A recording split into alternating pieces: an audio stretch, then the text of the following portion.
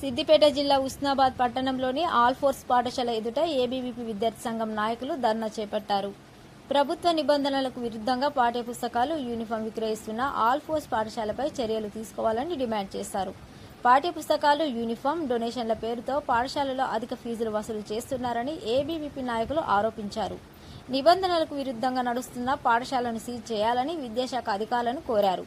విషయం తెలుసుకుని పాఠశాల వద్దకు చేరుకున్న ఉస్నాబాద్ ఎంఈఓ మనీలా విద్యార్థి సంఘం నాయకులతో మాట్లాడారు.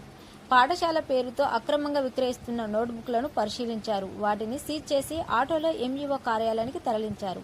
పాఠశాలకు షోకాజ్ నోటీస్ జారీ చేస్తామని, తదుపరి చర్యల కోసం జిల్లా విద్యాశాఖ అధికారికి రిపోర్ట్ చేస్తామని ఎంఈఓ మనీలా తెలిపారు.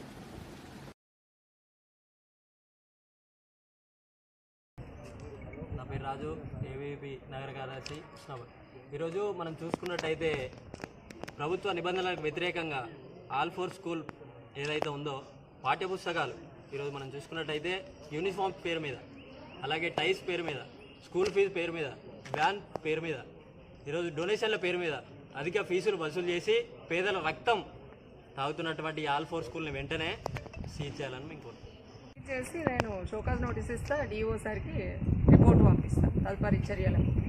ప్రజెంట్ అయితే మొత్తం సీజ్ చేస్తాం. వేద్దాం లేదు, మనమే ఇక్కడ అక్కడ ఎంఆర్సీ తీసుకెళ్దాం.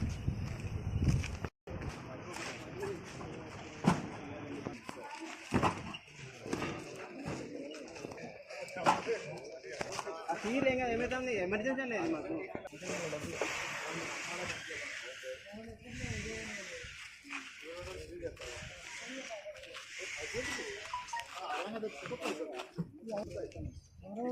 ఇచ్చేది 20,000